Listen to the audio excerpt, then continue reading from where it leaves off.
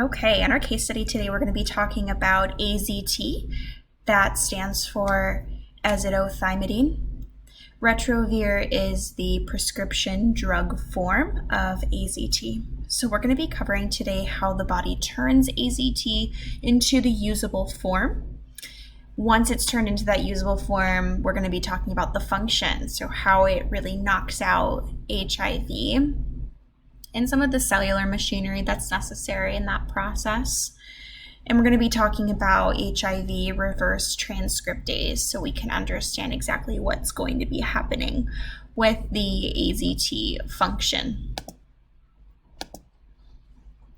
So just to cover this and review this before we get started with talking about the function of AZT, HIV reverse transcriptase is the process of really the opposite when we think about transcription. So transcription being the process of DNA transcription into RNA. So what's happening here is the virus is replicating its genome in the reverse form of transcription, so RNA to DNA. HIV reverse transcriptase copies the viral RNA genome by combining individual host nucleotides to build a complementary DNA strand. So I think that this photo is really a perfect representation of what's happening here when we talk about retroviruses. So I pulled this from another YouTube video, so you can look at that as well.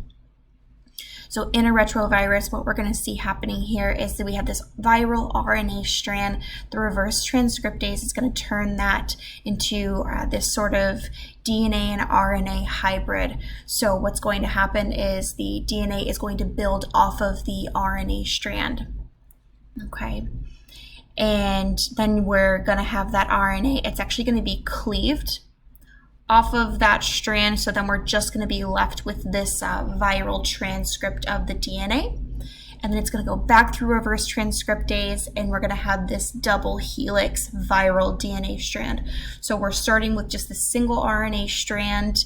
DNA is going to transcribe off of that RNA. The RNA is going to be cleaved, just cut away from that, and then the DNA is going to be left over. It's going to go back through reverse transcriptase, and then we're going to see that the DNA is going to be converted into this double helix form that we usually see when we think about DNA.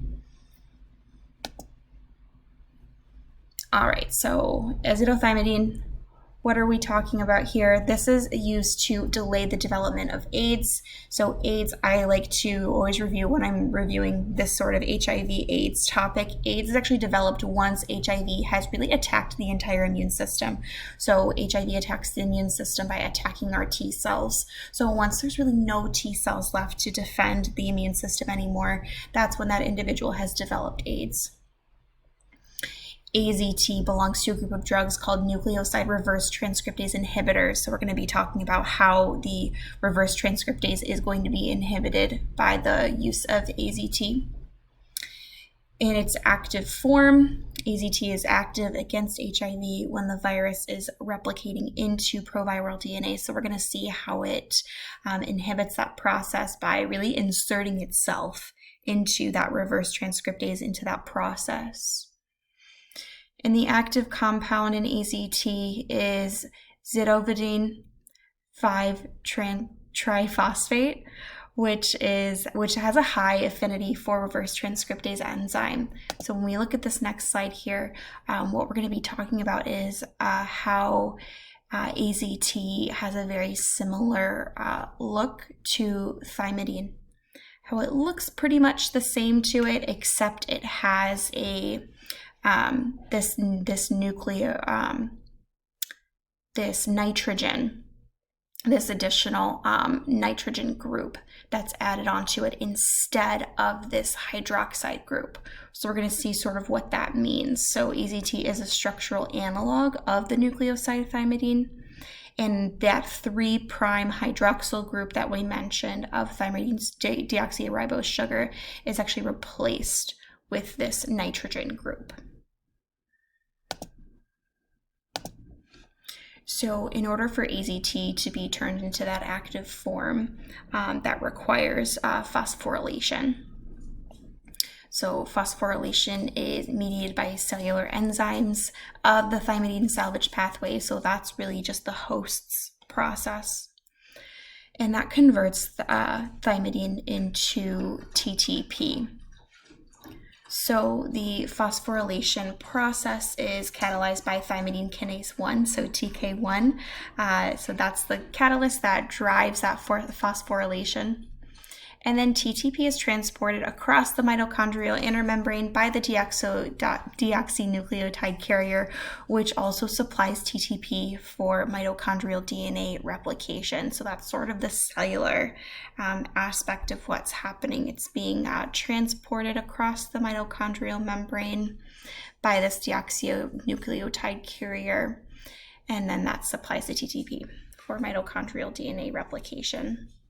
So in order for AZT to actually work and block the reverse transcriptase, it is converted to AZTTP, so this triphosphate form of AZT.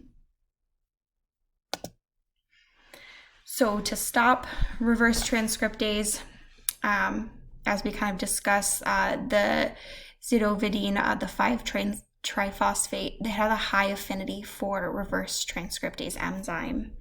So it has a higher affinity than thymidine triphosphate. So because AZTTP contains this nitrogen group instead of the hydroxide group, that means that it has that higher affinity. So the reverse transcriptase incorporates AZTTP into the growing proviral DNA strand. So we're going to look at an image of that in just a second. So it's really just going to stick itself into this DNA strand as it's being transcribed.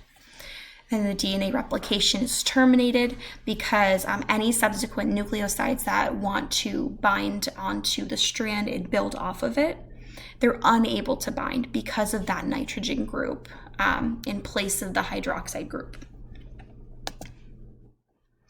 So then what we're seeing here is we have this reverse transcription. So we're seeing this viral RNA strand, and then we're having our DNA strand sort of build off of that.